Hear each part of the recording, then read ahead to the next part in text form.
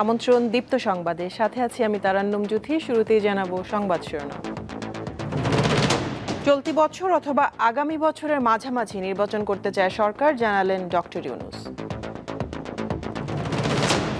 বাংলাদেশ নিয়ে আবার ষড়যন্ত্র চক্রান্ত চলছে, অভিযোগ বিএনপি মহাসচিব মির্জা ফখরুলের। জুলাই বিপ্লবের ঘোষণাপত্রের দাবিতে ৬ থেকে ১১ জানুয়ারি সারা দেশে গণসংযোগের কর্মসূচি। লিফলেট বিতরণ করব, আমরা সমাবেশ করব, সর্বস্তরের জনগণের মাঝে একযোগে আমরা গণসংযোগ চালাবো। রাজধানীর হাসপাতালে বেড়েছে নিউমোনিয়া, ডায়রিয়া সহ ঠান্ডাজনিত রোগে আক্রান্তের সংখ্যা।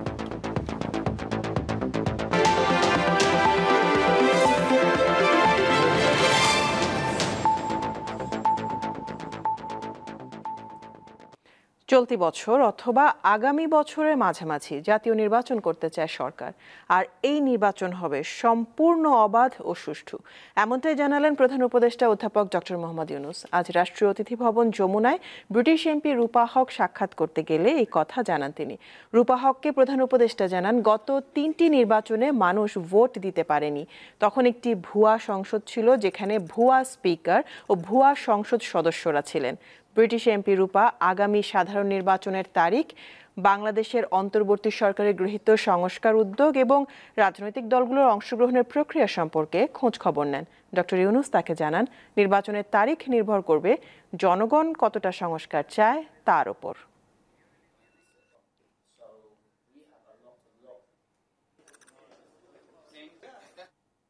দেশ নিয়ে আবারও ষড়যন্ত্র ও চক্রান্ত চলছে বলে অভিযোগ করেছেন বিএনপি মহাসচিব মির্জা ফখরুল ইসলাম আলমগীর। আজ ঠাকুরগাঁও পাবলিক লাইব্রেরি মাঠে জেলা ছাত্রদলের আয়োজনে ছাত্র সমাবেশে ভার্চুয়ালি যুক্ত হয়ে তিনি এই অভিযোগ করেন।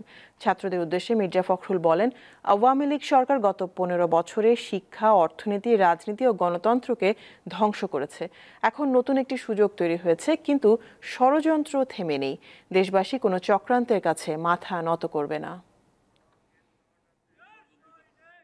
আজকে অনেক ষড়যন্ত্র শুরু হয়েছে, চক্রান্ত শুরু হয়েছে, সেই চক্রান্তের কাছে আমাদের মাথা হতে হবে। বাংলাদেশ যারা যুদ্ধ করেছিল প্রেসিডেন্ট রহমানের ঘোষণার মধ্যে দিয়ে তারা সত্যিকার অর্থে গণতান্ত্রিক দেশ এখানে, তারা বৈষম্য বিশ্বাস করে না, বিশ্বাস করতে আমরা বৈষম্য বিহীন একটি রাষ্ট্র দিয়েছি। আজকে সবখানে বৈষম্য সৃষ্টি হয়েছে, দুর্নীতি হয়েছে।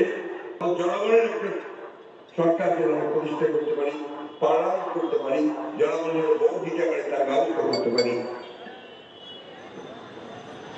সেই লক্ষ্যে আমাদের এগিয়ে দিতে হবে। জামায়াতে ইসলামের আমির শফিকুর রহমান আশা করছেন, শিক্ষা শেষে ছাত্ররা চাকরি পেয়ে যাবে। সার্টিফিকেট নিয়ে তাদেরকে কারো দুয়ারে দুয়ারে ঘুরতে হবে না। সকালে কুষ্টিয়া সরকারি কলেজ মাঠে জেলা জামায়াতের কর্মী সম্মেলনে তিনি কথা বলেন। জামায়াতের আমির বলেন, তারা এমন একটি দেশ ও সমাজ চান যেখানে চাঁদাবাজ ও ঘুষখোর থাকবে না, চলবে না দখল বাণিজ্য, থাকবে না মানুষে মানুষে কোনো বৈষম্য। জামায়াতের কেউ কোনো অপকর্মে জড়িত ছিল না, এখনো নেই বলে দাবি করেন দলটির আমির শফিকুর রহমান। ছাত্র সমাজকে কথা দিচ্ছি, এমন শিক্ষা তোমাদের হাতে ইনশাল্লাহ তুলে দেওয়া হবে যে তোমরা একটা বেহুদা কাগজের টুকরা সার্টিফিকেট নিয়ে এই দুয়ারে ওই দুয়ারে আর দৌড়াদৌড়ি করা তোমাদের লাগবে না। তোমাদের শিক্ষার পাঠ চুকে আসার সাথে সাথে কাগজের টুকরা আর তোমাদের ন্যায্য পাওনা, তোমাদের চাকরি বা কাজ তোমাদের হাতে উঠে যাবে ইনশাল্লাহ। যারা ধর্মের বিভাজন তৈরি করে মেজরিটি মাইনরিটি, তারাই আপনাদেরকে 53 বছর বড় কষ্ট দিয়েছে। আপনারা চিন্তা করে দেখুন, আমাদের দলের কেউ এই অপকর্মে জড়িত নাই, অথচ দোষ দেয় আমাদের ঘাড়ে।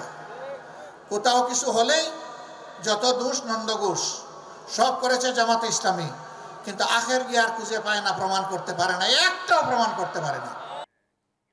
জুলাই বিপ্লবের ঘোষণাপত্র নিয়ে দেশব্যাপী জনসংযোগে নামছে জাতীয় নাগরিক কমিটি ও বৈষম্য বিরোধী ছাত্র আন্দোলন। রাজধানীতে দুপুরে সংবাদ সম্মেলনে জানানো হয়, 6 থেকে 11 জানুয়ারি সারা দেশে গণসংযোগ সহ বিভিন্ন কর্মসূচি পালন করবেন তারা। সরকার এ বিষয়ে কার্যকর উদ্যোগ না নিলে কঠোর কর্মসূচি ঘোষণার কথা জানানো হয় সংবাদ সম্মেলনে। গত বছর জুলাই আগস্টে ছাত্র জনতার গণ অভ্যুত্থানের মাধ্যমে আওয়ামী লীগ সরকার পতনের পর গঠিত হয় অন্তর্বর্তীকালীন সরকার, কিন্তু সে সময় বিপ্লবের ঘোষণাপত্র প্রকাশ করা হয়নি। সম্প্রতি বিষয়টি নিয়ে আলোচনা শুরু হয়। বিপ্লবের আকাঙ্ক্ষা বিফলে যাওয়ার আশঙ্কায় শিক্ষার্থীরা বিপ্লবের ঘোষণাপত্র প্রকাশ করতে চায়। দেশবাসীকে ঘোষণাপত্রের বিষয়টি অবহিত করতে কর্মসূচি ঘোষণা করেছে বৈষম্যবিরোধী ছাত্র আন্দোলন ও জাতীয় নাগরিক কমিটি। শনিবার রাজধানীতে আয়োজিত সংবাদ সম্মেলনে তারা এমন ঘোষণা দেন। লিফলেট বিতরণ করব, আমরা সমাবেশ করব এবং বিভিন্ন মাত্রার জনসংযোগ করব, কারণ এই প্রোক্লেমেশন অফ রেভলিউশনের আশা আকাঙ্ক্ষা, মানুষের যে আশা আকাঙ্ক্ষা রয়েছে সেটি কি বিষয়ে তারা কি দেখতে চায় এই প্রোক্লেমেশনে। প্রত্যেকটি জেলা উপজেলায় ছাত্র নাগরিক, পেশাজীবী, কৃষক, শ্রমিক ও সর্বস্তরের জনগণের মাঝে একযোগে আমরা গণসংযোগ চালাবো। দ্রুত রাজনৈতিক দলগুলোর সাথে আলোচনা করে জুলাই বিপ্লবের ঘোষণাপত্র প্রকাশ করার উদ্যোগ নিতে সরকারের প্রতি আহ্বান জানান তারা। আগামী কয়েকদিনের মধ্যে কার্যত কোনো দৃশ্য উদ্যোগ না দেখি আমরা সরকারকে সেখানে আরো জোর দাবি এবং মাঠ থেকে জনগণকে সাথে নিয়ে ঐক্যবদ্ধভাবে কিভাবে প্রোক্লেমেশন বা ঘোষণাপত্র জনগণের সামনে নিয়ে আসতে হয় সে বিষয়ে কঠোর কোনো কর্মসূচির দিকে যাব। 15 জানুয়ারির মধ্যে সরকার জুলাই অভ্যুত্থানের ঘোষণাপত্র প্রকাশ করবে বলে আশা প্রকাশ করেন তারা। যত একটি দৃশ্যমান উদ্যোগ গ্রহণ করুক। আজিজুল ইসলাম, দীপ্ত সংবাদ, ঢাকা। শেখ হাসিনাকে আশ্রয় দিয়ে ভারত পুরো বাংলাদেশের মানুষের আবেগের বিরুদ্ধে অবস্থান নিয়েছে বললেন জাতীয় নাগরিক কমিটির মুখ্য সংগঠক সার্জিস আলম। দুপুরে চট্টগ্রাম শহরে ইসলামী আন্দোলন বাংলাদেশের উদ্যোগে এক অনুষ্ঠানে তিনি কথা বলেন। সার্জিস আরও বলেন, বাংলাদেশের ওপর ভারত আধিপত্যবাদী আচরণ করলে তাদের সাথে সম্পর্ক স্থায়ী হবে না। প্রধান অতিথির বক্তব্যে ইসলামী আন্দোলন বাংলাদেশের আমির ও চরমোনাই পীর মুফতি সৈয়দ মোহাম্মদ রেজাউল করিম জাতীয় ঐক্য প্রতিষ্ঠায় এক হওয়ার আহ্বান জানান।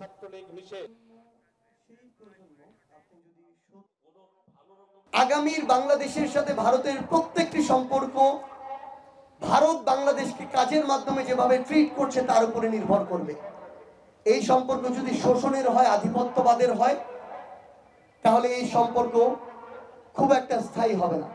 এবং ডমিনেট করে এই অঞ্চলে ভারত পরাশক্তি হয়ে উঠতে চায়।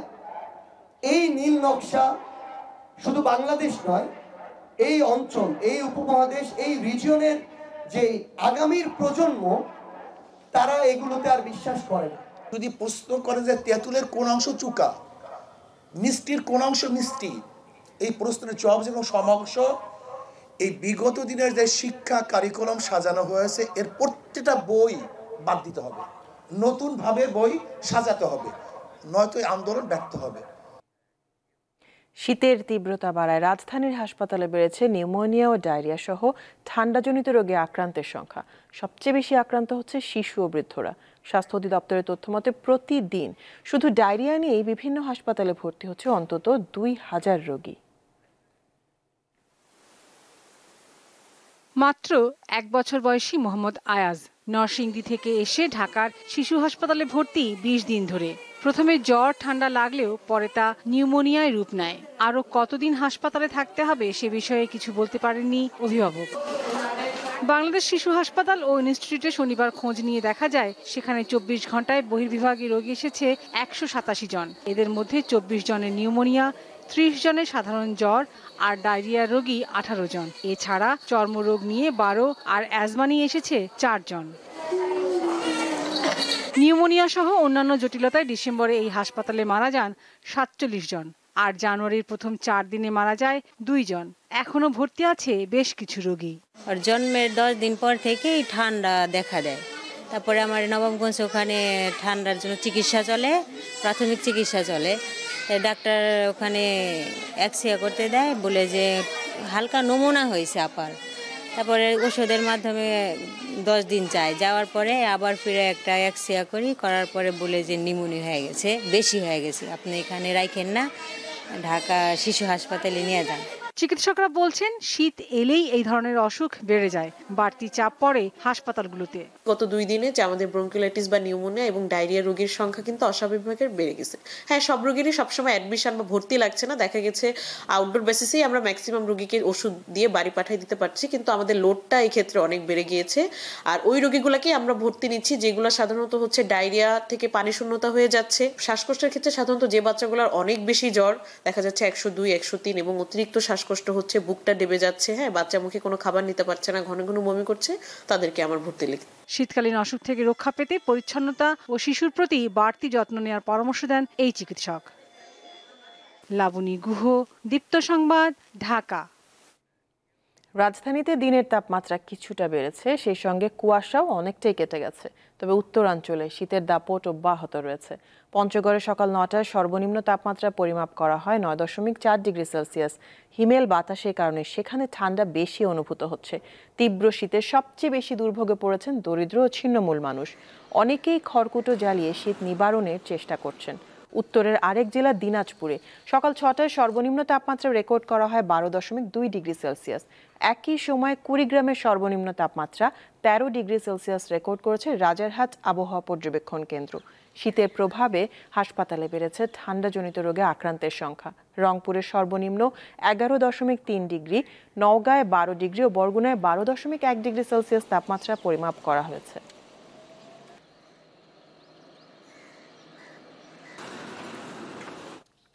বাংলাদেশের ক্ষমতাচ্যুত প্রধানমন্ত্রী শেখ হাসিনার বোন শেখ রেহানার মেয়ে টিউলিপ সিদ্দিকের বিরুদ্ধে অনিয়মের নতুন অভিযোগ উঠেছে।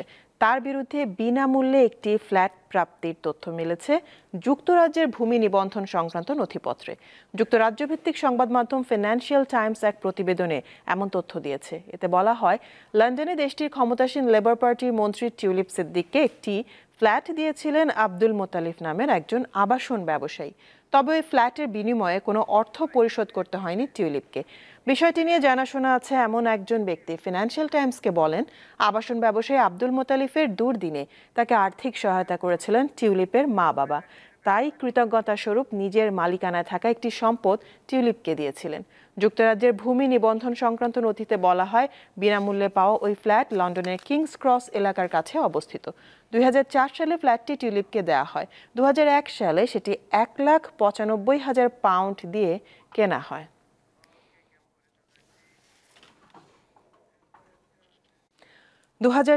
সালে সড়ক, রেল ও নৌপথে 6,974টি দুর্ঘটনায় অন্তত 9,237 জনের প্রাণ গেছে। এসব দুর্ঘটনায় আহত হন অন্তত 13,190 জন। সকালে ঢাকা রিপোর্টার্স ইউনিটিতে সংবাদ সম্মেলনে এই তথ্য জানায় বাংলাদেশ যাত্রী কল্যাণ সমিতি। দেশের সড়ক পথের বেহাল দশার বিবরণ তুলে ধরে সংগঠনের মহাসচিব মোজাম্মেল হক চৌধুরী জানান, সরকার পরিবর্তন হলেও পরিবহন খাতে কোনো উন্নয়ন হয়নি, বন্ধ হয়নি চাঁদাবাজি। সড়ক পথের মধ্যে মোটরসাইকেলের দুর্ঘটনার হার সবচেয়ে বেশি। গত বছর 2,329টি মোটরসাইকেল দুর্ঘটনায় 2,570 জন নিহত ও 3,151 জন আহত হন।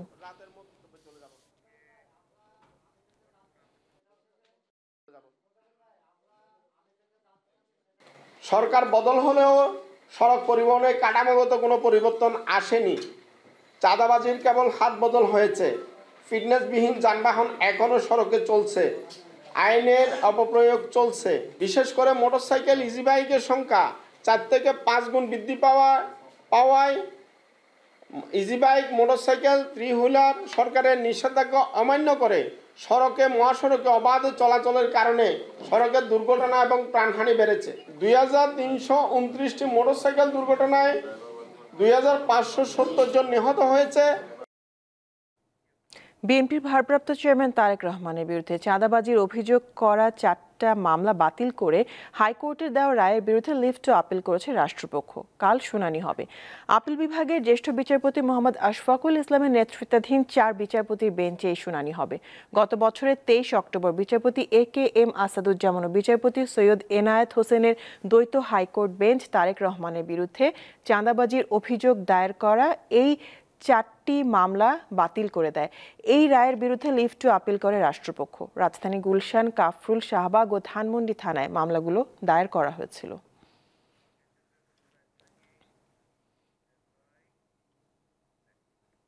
গণসংহতি আন্দোলনের প্রধান সমন্বয়কারী জুনায়েদ সাকি বলেছেন, নির্বাচনের জন্য সংস্কার দরকার, তবে এখনই সব সংস্কার জরুরি নয়। দুপুরে রাজধানীতে গণসংহতি আন্দোলন আয়োজিত আলোচনা সভায় তিনি আরও বলেন, দেশের জন্য কি কি সংস্কার দরকার সে বিষয়ে রাজনৈতিক দলগুলোর সঙ্গে অন্তর্বর্তী সরকারকে আলোচনা করতে হবে। জুলাই আগস্ট আন্দোলনের ফল যাতে বেহাত না হয় সেজন্য রাজনৈতিক শক্তিগুলোকে সক্রিয় হতে হবে।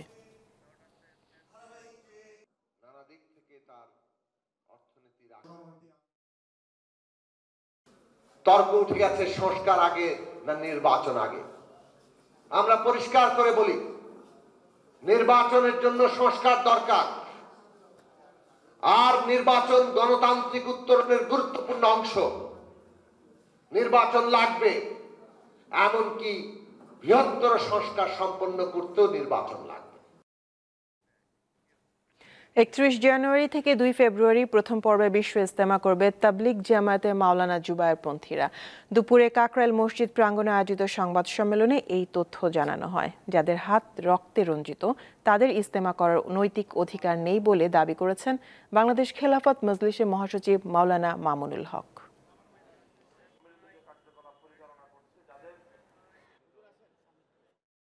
প্রথম পর্বের ইজতেমা হচ্ছে ইনশাআল্লাহ, সেই বিষয়ে কোনো ধরনের বাধা নেই। যাদের হাতে টঙ্গীর ইজতেমার মাঠ সাধারণ নিরীহ মুসল্লিদের রক্তে রঞ্জিত হয়েছে, তাদের আসলে সেখানে ইজতেমা করার নৈতিক কোনো অধিকার থাকে না। আগামী 10 জানুয়ারি শুক্রবার দেশব্যাপী বিক্ষোভ কর্মসূচি ঘোষণা করা হলো। 25 জানুয়ারি শনিবার, 25 জানুয়ারি 2024 শনিবার দেশের সকল পর্যায়ের প্রতিনিধিত্বশীল আলেমদের নিয়ে উলামা সম্মেলন করার ঘোষণা করা হলো। টেকনাফের নাফ নদীতে মাদক কারবারিদের সাথে কোস্টগার্ডের গোলাগুলিতে এক মাদক কারবারি নিহত হয়েছেন। আজ ভোরে সাবরাং ইউনিয়নের শাহপুরী দ্বীপের কাছাকাছি এই ঘটনা ঘটে। কোস্টগার্ড টেকনাফ স্টেশনের কন্টিনজেন্ট কমান্ডার মোহাম্মদ জালাল উদ্দিন এই তথ্য নিশ্চিত করেছেন। তিনি জানান 11 বাংলাদেশি ও 5 রোহিঙ্গাকে আটক করা হয়েছে। উদ্ধার করা হয়েছে 3টি বন্দুক, গুলি ও 10,000 পিস ইয়াবা।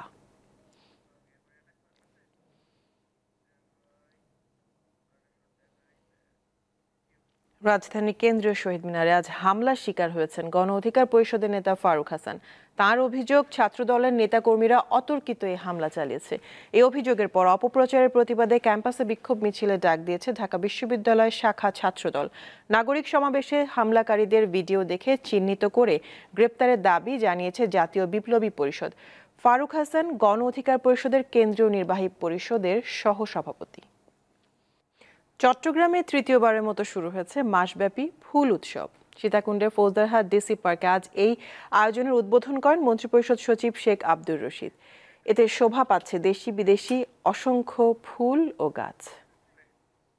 ক্যামেলিয়া, ম্যাগনোলিয়া, জবা, পলাশ, গাঁদা সহ 136 জাতের বাহারি ফুলের সমারোহ এই ডিসি পার্কে। এবারের আয়োজনে বাড়তি আকর্ষণ হিসেবে থাকছে ঘুরে উৎসব, পিঠা উৎসব, নৌকা প্রদর্শনী, চিত্র প্রদর্শনী ও মিউজিক ফেস্ট। শহরের বাইরে ফুলের এমন আয়োজনে মুগ্ধ দর্শনার্থীরা। দেশের বাইরে তো এরকম অনেক দেখেছি, এটাই হচ্ছে গিয়া বাংলাদেশে আমার মনে হয় এই প্রথম, তো অনেক ভালো লাগছে। চারপাশে এত ফুল দেখে মনটা এমনিতেই ভালো হয়ে যায়, তাই অনেক বেশি ভালো লাগছে। 136 প্রজাতির ফুল তো আসলে বাইরে দেখা সম্ভব না। সাংস্কৃতিক অনুষ্ঠান, গ্রামীণ মেলা ও পিঠাপুলির আয়োজনের পাশাপাশি প্রদর্শন করা হবে প্রায় 200 চিত্রকর্ম। আগামী প্রজন্ম এখন কিন্তু ভার্চুয়ালি কানেক্টেড থাকে, আপনারা দেখেন, তো তাদের যাওয়ার জায়গা নেই কিন্তু। সো এইখানে যাতে তারা আসতে পারে, তারা প্রকৃতির সাথে পরিচিত হতে পারে। আপনারা দেখেন আমরা ফুল উৎসবকে কেন্দ্র করে আমরা এই খেজুর গাছ রস কালেক্ট করছি এবং এখানে প্রতিদিন 25 কেজি রস বিক্রি হচ্ছে। এমন উৎসব অন্যান্য জেলাকেও উৎসাহিত করবে বলে মনে করেন মন্ত্রী পরিষদ সচিব। আপনারা যদি পারেন তাহলে অন্যরা পারবে না কেন?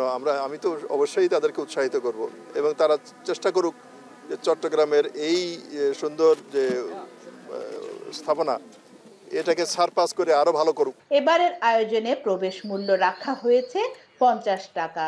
প্রতিদিন সকাল 10টা থেকে রাত 8টা পর্যন্ত চলবে উৎসব। এক সময়ের মাদকের আকড়া এখন পরিণত হয়েছে ফুলের রাজ্যে। শহুর যান্ত্রিকতার বাইরে জেলা প্রশাসনের এমন সৃষ্টিশীল উদ্যোগকে ধন্যবাদ জানিয়ে এটি সবসময় অব্যাহত থাকুক এমনটাই প্রত্যাশা করছেন নগরবাসী। ডিসি পার্কের ফুল উৎসব থেকে রুনা আনসারী, দীপ্ত সংবাদ, চট্টগ্রাম। যুক্তরাষ্ট্রে কংগ্রেসের নিম্নকক্ষ প্রতিনিধি পরিষদের স্পিকার মাইক জনসন পুনর্নির্বাচিত হয়েছেন। স্থানীয় সময় শুক্রবার নানা নাটকীয়তার পর কংগ্রেসের ভোটাভুটিতে তিনি জয়ী হন। স্পিকার পুনর্নির্বাচিত হতে জনসনের 218 জন আইন প্রণেতার সমর্থন প্রয়োজন ছিল, কিন্তু প্রথম দফার ভোটাভুটিতে তিনি 216টি ভোট পান। অপরদিকে ডেমোক্রেটিক পার্টির প্রার্থী হাকিম জেফ্রিসকে ভোট দেন 215 জন। রিপাবলিকান পার্টির 3 জন আইন প্রণেতা জনসনকে ভোট দেননি। পরে দ্বিতীয় দফায় ভোট গড়ালে শেষ হাসি হাসেন জনসন। ক্ষমতা গ্রহণের মাত্র কয়েকদিন আগে ঘুষ মামলায় বিচারের মুখোমুখি হতে যাচ্ছেন যুক্তরাষ্ট্রের নবনির্বাচিত প্রেসিডেন্ট ডোনাল্ড ট্রাম্প। স্থানীয় সময় শুক্রবার নিউ ইয়র্কের বিচারক জুয়ান এম মার্চেন্ট জানান 10 জানুয়ারি রায় দেওয়া হবে, তবে ট্রাম্পকে জেলে পাঠানো হবে না বলে ইঙ্গিত দিয়েছেন বিচারক। শুনানিতে সশরীরে বা ভার্চুয়ালি অংশ নিতে পারবেন ট্রাম্প। যৌন সম্পর্কের বিষয়ে মুখ না খুলতে এক পর্নো তারকাকে ঘুষ দেয়া এবং জালিয়াতির মাধ্যমে ব্যবসায়িক নথি গোপন রাখার মামলায় গত বছরের মে মাসে দোষী সাব্যস্ত হন ট্রাম্প। তবে নভেম্বরের প্রেসিডেন্ট নির্বাচনে বিপুল ভোটে জয়লাভের পর সাজা ঘোষণার তারিখ অনির্দিষ্টকালের জন্য পিছিয়ে দেন বিচারক। 20 জানুয়ারি যুক্তরাষ্ট্রের প্রেসিডেন্ট হিসেবে শপথ নেবেন ট্রাম্প। এর সাথে শেষ করব দীপ্ত সংবাদ শিরোনামগুলো জানাবো আরো একবার। চলতি বছর অথবা আগামী বছরের মাঝামাঝি নির্বাচন করতে চায় সরকার, জানালেন ডক্টর ইউনূস। বাংলাদেশ নিয়ে আবার ষড়যন্ত্র চক্রান্ত চলছে, অভিযোগ বিএনপি মহাসচিব মির্জা ফখরুলের। জুলাই বিপ্লবের ঘোষণাপত্রের দাবিতে 6 থেকে 11 জানুয়ারি সারা দেশে গণসংযোগের কর্মসূচি। রাজধানীর হাসপাতালে বেড়েছে নিউমোনিয়া, ডায়রিয়া সহ ঠান্ডাজনিত রোগে আক্রান্তের সংখ্যা।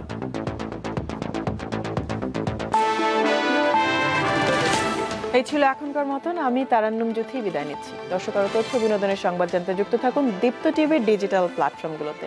ধন্যবাদ সবাইকে।